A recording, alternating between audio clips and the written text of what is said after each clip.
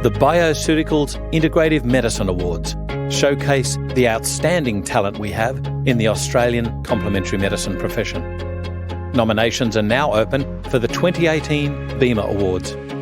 For more information and to book your ticket to the gala dinner, visit bioceuticals.com.au/BIMA.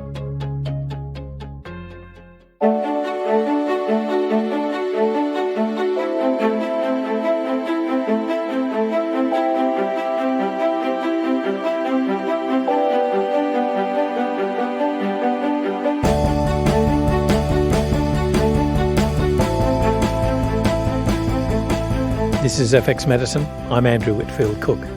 Joining me in the studio today is Elizabeth Mucci. Elizabeth is a mentor, educator and healthcare professional with over 17 years' experience in integrative hormonal and reproductive medicine. As a scientist, nutritionist and herbalist with a master's in reproductive medicine, Elizabeth is a passionate health advocate whose principles as a clinician and teacher have enabled her to help thousands of patients start their families both in Australia and overseas, including the US, UK, Canada, China and Japan. Prior to joining Elizabeth's fertility program, most of these patients have been facing particularly challenging fertility issues that have resulted in multiple miscarriages and repeated IVF failures. Elizabeth's great ambition is to provide both her patients and peers with the tools that they need to help more people around the world to build the happy, healthy families they've dreamed of. Welcome, Elizabeth, to FX Medicine. How are you? I'm good, thank you. Elizabeth, I have to ask you first about your education because you started off from a purely science basis and then moved into natural medicine. It's very often the other way around. Exactly, exactly. So tell us what first drew you to doing biochemistry and physiology. I've always had a passion and curiosity in knowing how the body works. And as a younger child, animals, plants, everything. And I think that just as I was going through, I always loved science, but as I was going through, I could see the path I wanted to sort of take. It was branching off into obviously human science, but then particularly in helping the body be at its optimum, looking at what that meant, what we could do about it. And, I studied with some amazing professors. I would, ask them lots and lots of questions. And if this was sort of supported or if this was set up, could that then mean that we could achieve this? And often they go, yes, it could mean that we could achieve that. And that just got me on fire. So the thing that I'm picking up is that you have been eternally curious. So you would have been a painful child. Yeah, I got lots of questions. And so what did your biochemistry education teach you, not just about reproduction, but about any disorder that humans encounter? What it showed me was that there were ways to support, and I like to use the term scaffold, using a scaffold system that will help us support our body biochemistry and therefore, accept maybe lacking particular enzymes or whatever condition that we have, but trying to support that biochemistry and therefore see where that led. And also what was, I am a kill two birds with one stone type of person, and the more I can sort of, fix with the one sort of solution, the better. So I realised that if we kept following back this biochemistry, a lot of them were linking to some major sort of issues, and therefore in dealing with where the source of the issue was, we were fixing lots of symptoms and things at the same time. That really got me intrigued. So with regards to that biochemical scaffolding, and in the picture in my brain is the Boehringer biochemistry pathways. I love them. I still have my poster, two posters, and I found the book the other day. It was stacked away somewhere. I found it, so I'm really pleased. But when we're looking at that scaffolding and you see the enzymes, what we don't often hear about or get taught about are the nutritional requirements for those enzymes. Indeed, there are other requirements. There's temperature, there's acid or alkali. Oh, 100%. So there's all of these other things that we don't know. And we just assume that they happen because that's life. But those enzymes require that to work. How important are these other things that we can't give in a supplement? We need warmth. We need 100%. fluid, you know? Oh, definitely. You want the right condition, and therefore, and that really helps in diseased states in particular, because you might think, okay, in this particular diseased state, the body might be sacrificing other sort of, optimal conditions to try and help a particular other area. And in fertility, that's quite important, especially when you look at, the testes of the male is on the outside of the body to keep it cool. But he might want to keep really fit and decide to do a whole heap of exercise and heating up the body. And in tight shorts. Yeah, 100%. Or in a, Bikram classes and, all that sort of stuff where you're thinking that might be fine for certain conditions or for people, but, could be really damaging for, fertility, say, for instance. So with regards to these basic sort of things, temperature and moisture and pH, for instance, a common naturopathic concept is the one of alkalinity or acidity. And I've always been rather sceptical of what we're measuring. Where are we measuring it? Because the body has these elegant, amino acid, carboxylic versus bicarbonate, buffer systems. That's right. And how out of phase can they get, and what issues do they present people, let's say, with fertility issues? Like how overt are they? So that's going to be different for different people. So what you have is some people, depending on their genetic makeup, will be a lot tougher and resilient in particular situations. And then you've got other people with, a slight temperature. It's just totally wrecked it for them in that particular month, say, for example, or whatever. Or you might have someone that's drinking a lot of alcohol and they're becoming quite acidic. And they could even have inflammation and joint pain and a whole heap of things happening as a result. But their fertility, when you go and test their sperm analysis, is looking quite fine. Right. And then you'll have somebody else that can't drink at all. And the slightest amount of alcohol that they've had is actually having a massive impact on their fertility. So a lot of it is about looking at what ancestry that person might have. That's one I particularly go for. I always ask, where are they from? As in geographical ancestry? Geographically. Wow. Yeah. So geographically, because if you're coming from maybe like quite an ancient background, I mean, that's the survival of the fittest. A lot of them didn't have antibiotics back then, so you've got a lot more resilience in some sort of areas than you have in others. You've got other people, say, for instance, that might be people who have come from desert areas and they thrive in that, and then you put them into our sort of zones and then they're putting a load of weight on because they're having what we deem maybe a healthy diet, but for them that sugar load is way too much and is causing a whole heap of inflammation and et cetera. So is that something that you lean towards genetic testing or at least the ancestry genetic testing for, or do you just ask them? Yeah, I don't go that far, but I just ask them, and often I just sort of find that actually helps me guide their dietary requirements as well, because, people from the Mediterranean areas, the Mediterranean diet is better for them. We know that sugar will be much worse for them. They will tend to become a lot more inflamed, and often a lot of polycystic ovarian syndrome girls come from that area, and so and hence the sugar sort of delicate, sort of situation there, and compared to someone who might come from Asia who can eat rices and things like that. I've discussed this with a few practitioners with other conditions as well, and it keeps on seeping through. What is resilience? How do you define that? I use tools like iridology and things like that in my practice, but it's more about hearing their history.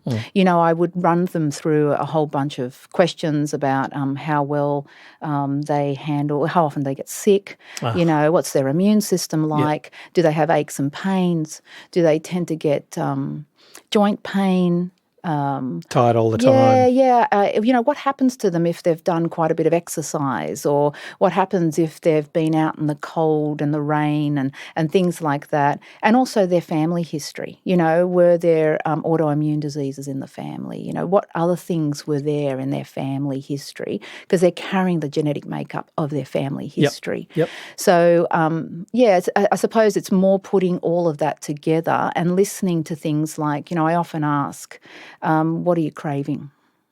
And just in that sort of, if they go, oh, yeah, I just crave sugar, or I'll ask them to rate their energy out of 10. And then I'll break that up. What are they like when they wake up in the morning? What are they like in the afternoon? And I'm listening to the waves of sugar going through the day, that sort of thing. And some people just go 10 out of 10, and you can hear that their diet doesn't tend to match what we would expect that would require for you to have a 10 out of 10. So they're a lot tougher. They sort of, they have that atypical personality type of character, and their grandparents have lived over 100, or they've lived to 95. So that's what I tend to sort of think, okay, these are tougher constitutions. And usually what I find is once I start treating them, they get better very quickly. They respond very fast to the treatment. I love your line of questioning with regards to how they respond to a stressor. Because I've never heard a practitioner really actively ask that about how do you respond once you've given a stressor. That's a really good practical point, I think. You did the medical or the scientific education first and then opened up to natural therapies. Yep. Why? When I finished the degree and the double major, what it did was because I did physiology, which is that the function of organs and the structure, and then I did the biochemistry, I could really see how I could support the biochemistry to help the physiology. And so for me, it was more looking about outside that sort of circle. Okay, now that I've got all this knowledge, how do I help people live their optimum life? And so I was going to go down the road of medicine, but I could see the limitations. And so therefore I then went and, visited a naturopath, and I could see that limitation. And so I was really excited about looking at, if you had this knowledge that I had and I could use all these other tools then and combine them with that knowledge, then where would that should theoretically help me help people live their optimum life. And so as I started going down that path, I could see, I could really, that was sort of ringing true. I could really put the two together. It just went on from there. What interests me, I guess, is where you intervene as a drug or a biochemical sort of entrance or therapy. Do you say, okay, why didn't a drug company pick Farnesyl rather than HMG coenzyme A? Was it easier? Do they cover this in biochemistry? Is it due to perhaps reverse pathways, bidirectional pathways? With me, the feedback systems were really important. Right. That was very, very important, because you're looking at and this is where I think if you don't know your science really well, you're going to have problems with just following what is given to us as, if there's this problem, this is what we do. Yep. Just very similar to with the medical industry. It's sort of, when you see this disease, these are the drugs you've got to choose from. Instead of looking at, okay, is it the fact that this is low in the bloodstream or high in the bloodstream, or is it because the organ's half asleep and actually needs toning so that it listens better to the hormone that's being pumped out? Right. And in fertility, that's huge. So a lot of the time, and this happened along the way, and this was what was really interesting. When I first started, they were talking about FSH, the follicle stimulating hormone, and people were coming to me saying, apparently I'm menopausing because my follicle stimulating hormone's really high. And to me, that just didn't make sense. It made sense with one part of it, but there was another part to that pathway. So what I put together was, okay, just because your follicle stimulating hormone's high, what does that actually mean? You've got the pituitary pumping out this hormone that's trying to get the ovary to produce a follicle and grow it. But if that ovary has been bombarded or damaged by maybe IVF drugs or the pill for 20 or 30 years, if it's been put to sleep for so long, the follicle-stimulating hormone would have to rise so high to actually try and get that very lazy ovary To wake it up. Yeah. So is it the fact that she was actually menopause, or is it the fact that we need to go in and deal with the ovary first, wake it up, tone it, get it in its best shape, and then watch what happened? So I started doing that. So I kept saying they were panicking, and often I would go, look, let's go into the ovary and let's start to actually work on the reproductive organs and see what happens. And lo and behold, most of the time the FSH was dropping and they were starting to ovulate and they were doing really well, and then they'd fall pregnant. So I've had women that have been told they've menopause to come back out of that situation and go on to have a child, just because I've taken the other end of the pathway. Now, was that your biochemistry physiology training that taught you that? Yes. Or your natural? No, the biochemistry physiology training taught me about the feedback systems. The naturopathy gave me the tools, and if you really understood it, you knew how to use it. How do you ratify, how do you marry the two when you come from like quite a hardcore scientific background and you're marrying this, that's a pseudoscience thing, and yet that gave you the tools to intervene? 100%. I think it's about being open. So that's where, you've got to actually be extremely willing to be humble enough to go, look, just because I wear this hat doesn't mean it's the only hat to wear. I often say to people, I'll hold up a cup with my patients, and it might have a drawing on one side and me blank on the other. And I'll say to them, if I asked you to draw this cup, your cup's going to look really different to my cup. We're both right, though. Yeah. And for me, it's always been about walking around the cup and getting a full perspective. And that's the way I view all of this. You came out of doing biochemistry and physiology. Yeah. You then went on to do naturopathy. Yeah. Forgive me, herbal medicine. Yeah, and nutritional science. And nutritional science. Mm-hmm. Then you went to practice. Yeah. So what happened? Did you just go, oh, this is fantastic. I know both sides. I can talk the scientific talk. I understand it. And I have the tools to actively treat people, and they're working. Did it immediately fall into place? A lot of it fell into place. I trained with a naturopath for a while who was in fertility. And again, as I was working with them, and I sort of thought, there's so many more questions you could ask here. This is actually, if you're going down this path, if you ask this, this and this, it would open your eyes to this whole other biochemical sort of world, and you would know how to fine-tune this. So that sort of helped me get the confidence, I suppose, and know what sort of questions I could fine-tune. And so what I often do with patients is I take them through, particular questions that I'll go, okay, now that you've said that, let me just take you down this path. And they'll go, well, yes, how did you know that? And yes, how do you know that I'm waking up through the night? And because you would know the biochemistry. Yep. And then I would, if I'm going down a path and they're saying, no, that's all fine, then I'll go, okay, and I'll branch off to a different path because I'll know, okay, so it's not maybe the magnesium sort of pathways, but it might be the sugar pathways. And that might be why you're not sleeping very well. So then I would go, okay, now let me ask you these other questions though. And so it's just more, it just the two marry so beautififully.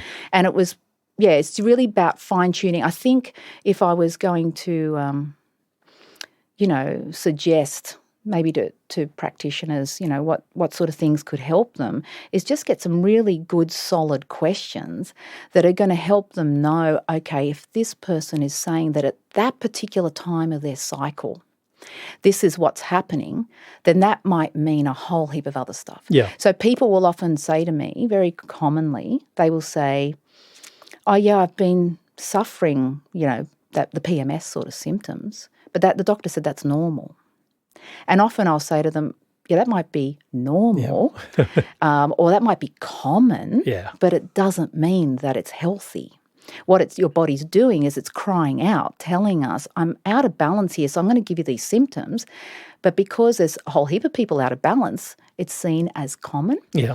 Where with me, it's like, I'll ask questions like, okay, did you feel tired before you got your period or while you got your period? Because they're two different things. One will be a sugar issue. One will be an iron deficiency, you know. And so it's really knowing about what happens at different stages, that real fine-tuning, and that can only come with education. Well, I've got to say that education was specifically primed for you to go into a biochemically driven thing like fertility. You know, what's interesting to me is, though, it also depends on the level of education that you're getting. For instance, 10, 15 odd years ago, I would commonly hear this term that progesterone is the hormone, or pregnenolone is the precursor to all of the other steroid sort of based hormones. And yet I would see in all of my anat and phys texts, whether it be Tortora and Anagnostikos, I think it's Tortora and Beretson or something now. He's gone through 2 authors. Whether it be Marieb, whether it be Spence and Mason, didn't matter. My favourite anat and phys books, and every single one said that the testes secreted testosterone. And there was only one text where I ever saw testes produce pregnenolone, and it's quickly changed to testosterone, and that's what's secreted. So that really then is dependent on the level of text or the specialty of text 100%. That you get. 100%. We should be really rallying or lobbying our educational institutions to use better texts then. 100%. And that is what I get the most passionate about. It's, you know, often what's happening with patients that I see is that they're coming to me through, you know, lots of years of IVF. They've exhausted all these different people and, you know, acupuncturists, naturopaths, IVF specialists, different IVF specialists. They've done a whole heap of things, and they're basically saying, well, they've said, I've got hardly any eggs left, and, you know, I've got to use a donor. You know, that's a very typical sort of story. And then in the end, what's happening is that people aren't looking at what else is out there. Because these industries, obviously, they've sort of fine-tuned their particular things that they're doing. But when I studied the Masters in Reproductive Medicine, what I was shocked about was the fact that the medical world knows a whole heap more, but for some reason it's not being translated to these patients. So it'll be in the hands of, I suppose, the beholder who decides to use or do whatever they're doing.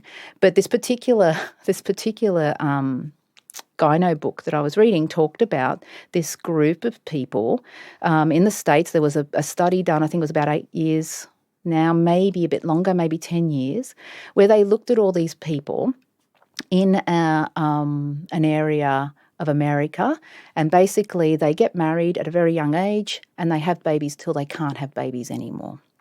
And so they were looking at, did they reflect the same stats as what we do here? And the stats were totally different. Oh, really? Really different. So you sit there and think, okay, if the biochemistry is the same, then why is this happening? And that excited me, because it was like, okay, so if we reflect what's going on in this area, then maybe we will start to reflect these stats. And so even though, because what I was finding in my room, where they might, you know, the common stats are that, you know, at 40, you've got about 5% chance of falling pregnant, and at 45, it's a 0.5% chance.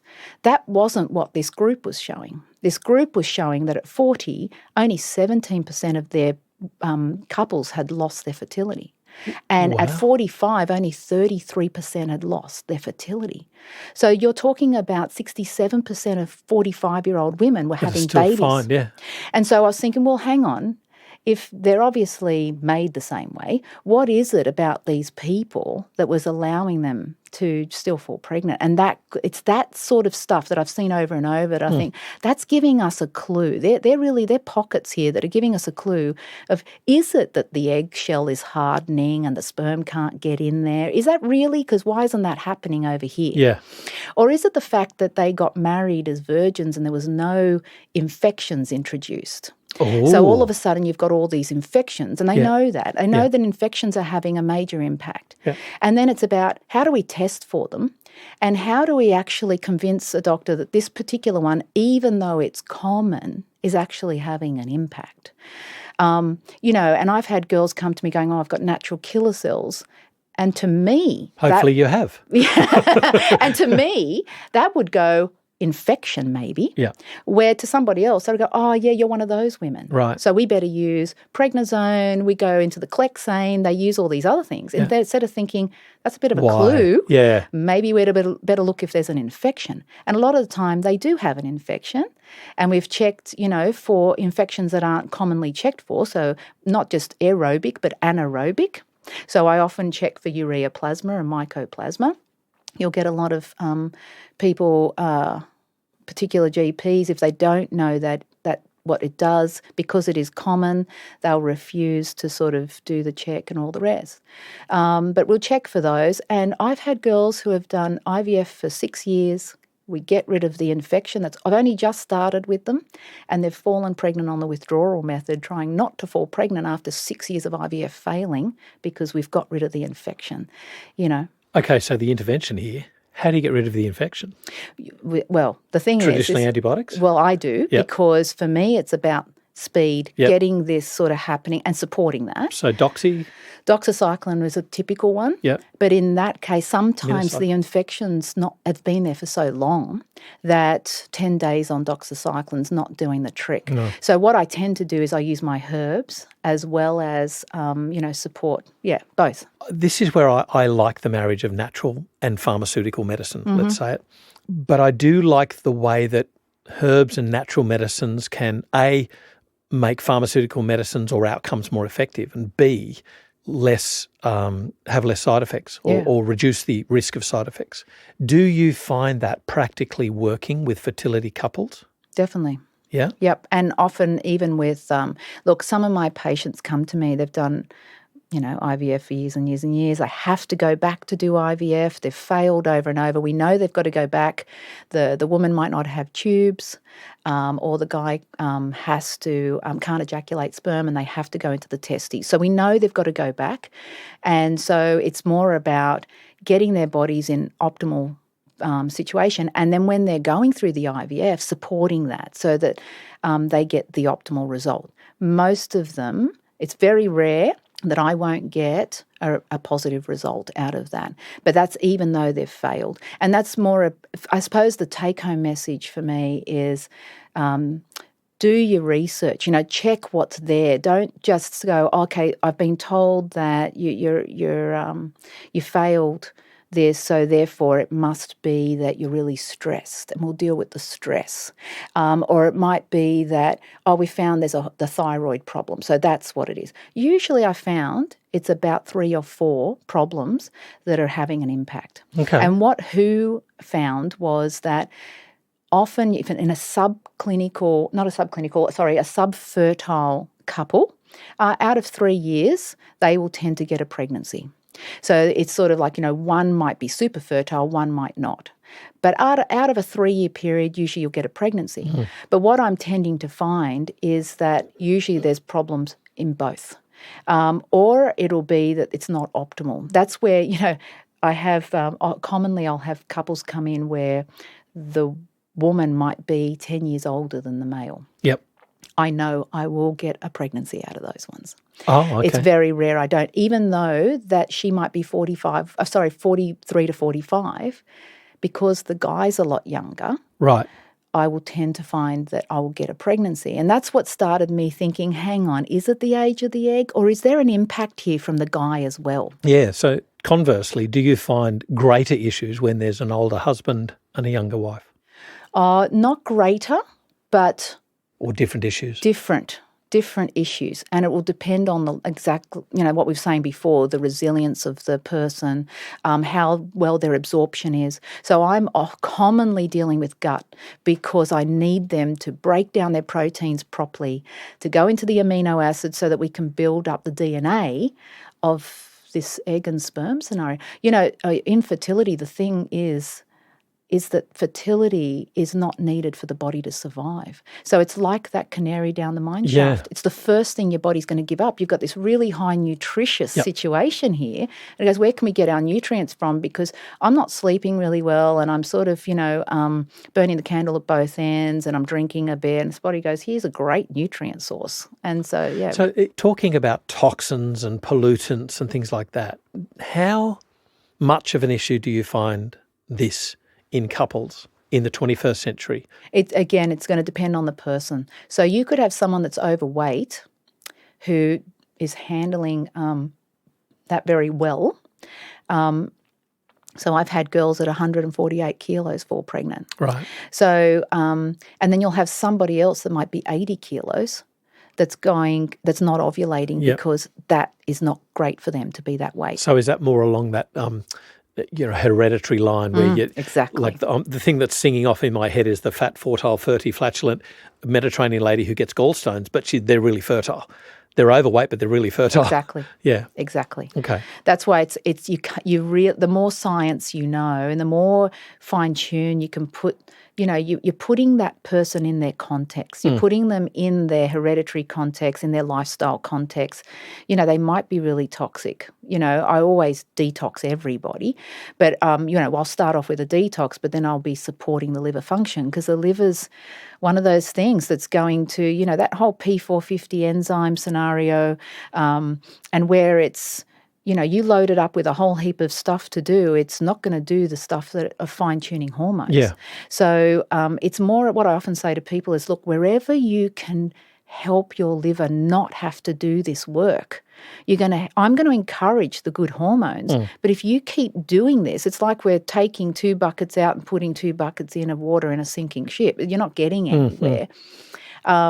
So yeah, it is really that, that funnel effect. That's what I tend to do. I get as much information as I can from both people and I keep funneling down and fine tuning.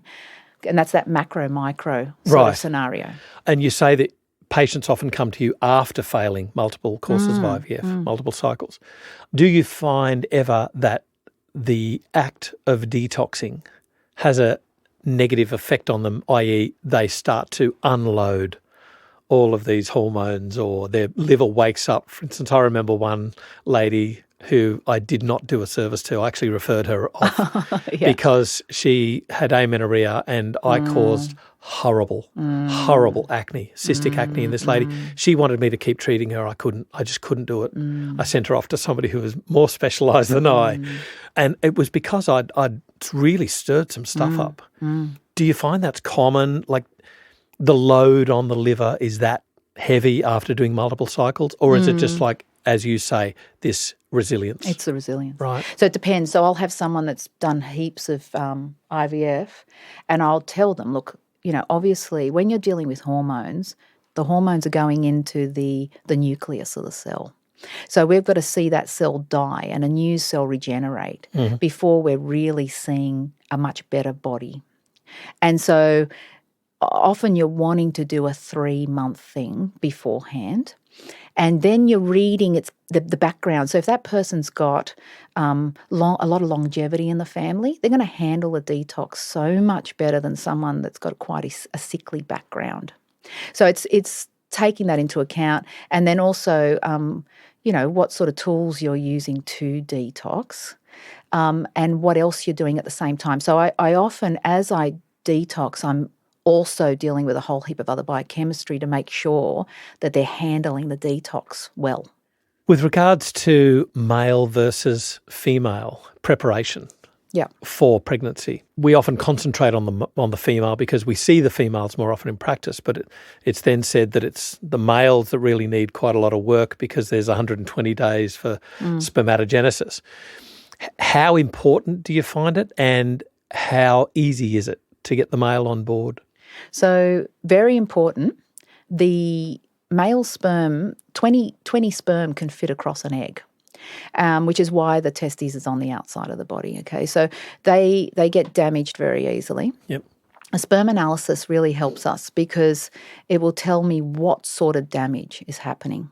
So is it the fact that, he might be making a lot of sperm, but all of them are getting destroyed. So then you would look at, okay, what's denaturing this? Is it the fact that they're heating up, or is it the fact that he's doing a whole heap of gym work all the time thinking he's keeping really fit? Is it the fact that he sits around a lot and he's just, heating everything up? Or is it the fact that he's drinking or smoking or whatever? Yep. And you're looking at that particular, is it the normal forms that are being affected, or is it looking amazing and actually the DNA of the sperm's affected? So I always ask for DNA fragmentation. Right. And I'll do that because that tells us a hidden story. So a lot of people have gone down that IVF road and they've looked at their sperm and they're going, there's nothing wrong with me. And then I'll say, oh, have you got a DNA fragmentation? They go, what's that? And then we get it and we can see, there it is. It's really badly fragmenting. And the causes? The causes will be, oxidation. It will be, how nutritious he is, how strong his DNA is actually holding together because he's absorbing proteins really well and he's eating enough proteins and all the rest. Usually, the antioxidants are a big one there. Do you find that they work? Do you find that antioxidants definitely work? The antioxidants work. So with all my work, I never just get a result and leave it at that. Yeah, I don't do that at all. For me, I get a result, I will show them the result, I explain it in detail, and I will then get them to get another result 2.5 months later or 3 months later, and I'll show them how it's changed. Treatment level, yep.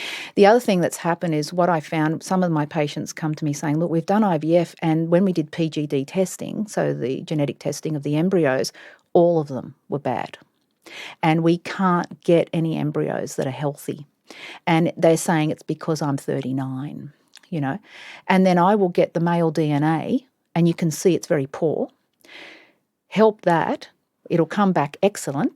And then I know some of the time they'll have to go back down the IVF road. Some of them actually carry genetic defects, and they've got to pick out the embryos that are the healthiest. Yep. And they go back and go, oh my God, not only did I get 12 embryos and last time got 3, but this time I got 5 that were amazing and I've never had any. And you implant one and off they go and they fall pregnant and they know it's a really healthy embryo. So we've seen the changes. So just rescuing the male has made a massive difference to impact. The survival of the gamete. Exactly. Wow. Yeah. So with regards to miscarriage, which you spoke about before, and infections, which was really, really interesting to me, these like a total undiscovered cause of issues. What do you find are the main issues? Is it, as I said before, are we talking lifestyle issues here, or are there age disparities? What do you find the main ones are? So when it comes to miscarriage, you're looking at things like the hormonal balances in the luteal phase. So that's important. You're looking at where they actually ovulated in reference to when that egg was ready.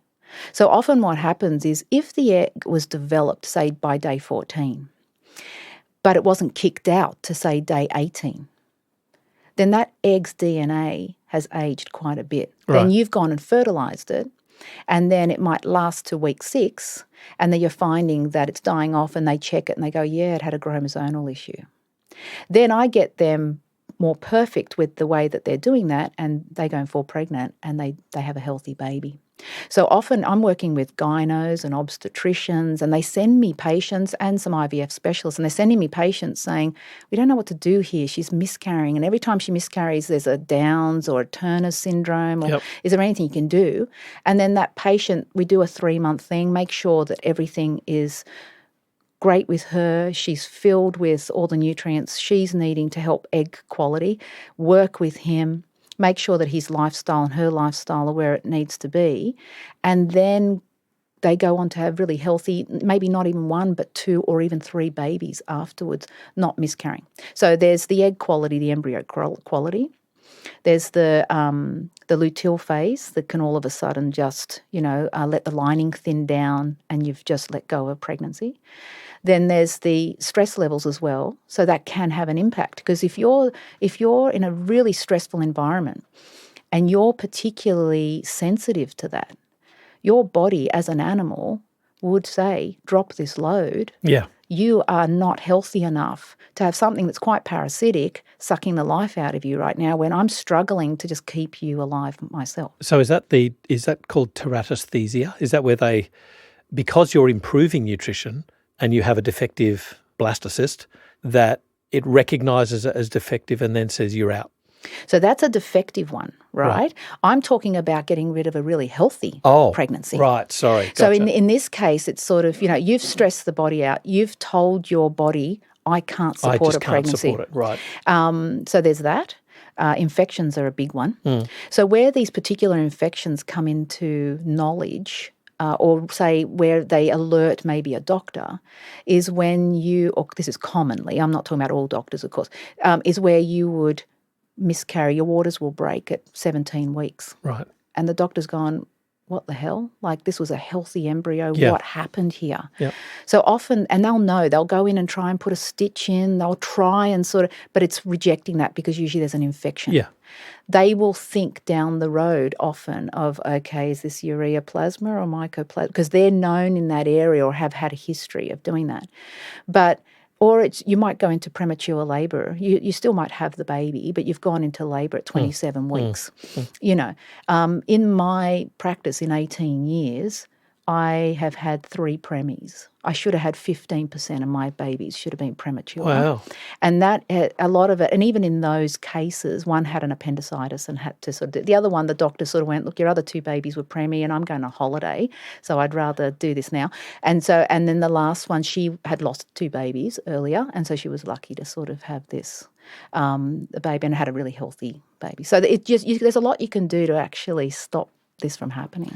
Just going back to that concept, that teratosthesia, I remember reading it years ago, and it was regarding folic acid, improving the health of the female so that it would reject a malformation rather than carrying the malformation.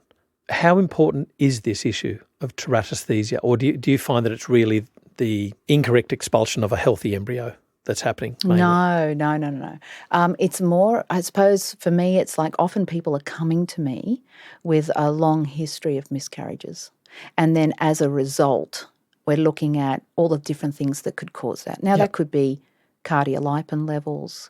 It could be thyroid issues that haven't been picked up. It could be, infections. It could be an egg that's aging because that mother has been unhealthy and needs to do some heavy work. It could be that. There's, the father, there's an impact there, the hormonal impact. There's so many issues. Another one is you didn't even form an embryo properly in the first place, or an egg. So you're expelling an egg that's not ready to be expelled. So now it's an immature egg. Right. You fertilised an immature egg, you go to about 5 weeks pregnant and then that's over. That's it. Yeah. I remember reading this paper, or a story, I should say, and it was saying complementary therapies inhibit IVF. Oh. How real an issue is this? How bad can natural therapies be with regards to their effect on IVF cycles? That's a good question. In my experience, it's enhanced everybody's IVF. That's by far.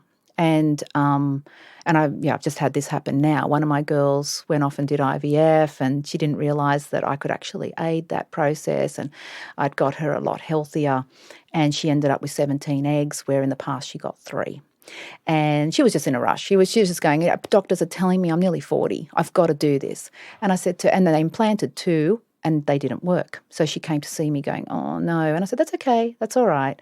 I know the health of the embryos would be there, but we've got to set up properly. So I gave her herbs before she ovulated.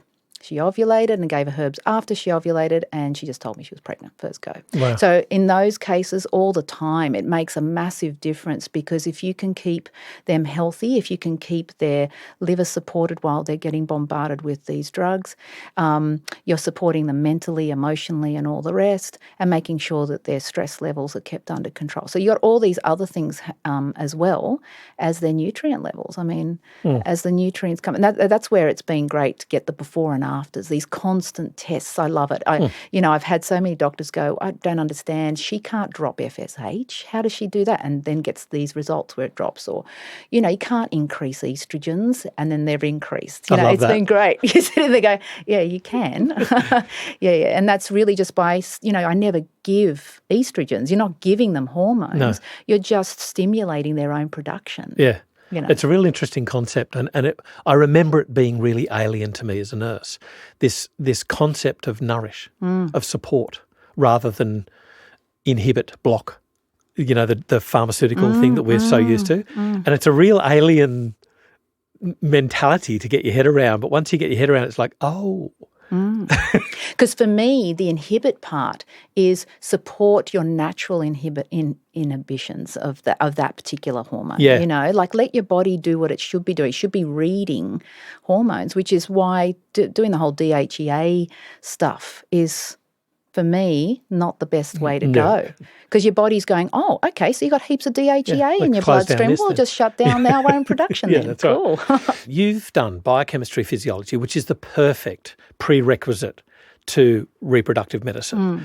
Then you've done natural therapies, which is the practice, if you like, as you say, the tools that you use, that you choose to use. There are so many that haven't done those prerequisites of biochem physiology. There are so many that haven't done reproductive medicine as a specialty. As a responsible practitioner, what should we be really doing when we're seeing these people, mainly women, presenting to your practice with recurrent miscarriages or recurrent fertility issues? What should be their action? I think unless you've got a really deep understanding of what happens here, you need to refer on to people who do, because what's going to happen with, and this is what I was saying before, often you're encouraging health. So they might become just a bit more fertile, but you're not fine-tuning. So what you're going to end up doing is where they went from infertility, they might become fertile but miscarry now because you didn't fine-tune. And that could be a whole range of things to fine-tune. So if you don't know, then you've got patients going through 5 miscarriages. And that's what's happened to me, where they've come to me going, oh, yeah, I've seen the naturopath and I've had 3 miscarriages now and I don't know what's happening. And then, there's all the fine-tuning stuff there. But it's just, otherwise there's going to be more heartache. It's risky. It's very risky. And I've got to say, I love the way that you question your patients to really fine-tune, as you say, to really do that detective work so that you have a real clear picture of what's going on. It really impresses me. Thank you so much. Thank you. Well, no, I really am impressed, but to me it's care. It's got to do with the responsible care of your patients. And as you say, they're going through heartache. Oh, 100%. It's not something that they can go, we'll just do it next month. Well, no, they've been doing this for years. So I really thank you for taking us through the important aspects of that. And I got to say, I look forward to chatting with you again on FX Medicine, Elizabeth Mucci. Thank you, Andrew. Appreciate that. This is FX Medicine. I'm Andrew Whitfield Cook. If you've enjoyed what you've heard today on FX Medicine, please engage with us and let us know what further topics you'd like us to cover. You can get in contact with us through our website, fxmedicine.com.au, or look for FX Medicine in your favourite social media platform. You can also rate and review us on iTunes, and we'd really like to thank those who have already rated us. It's through your continued support that enables us to bring you current, complex and relevant topics to enhance your practice of natural medicine.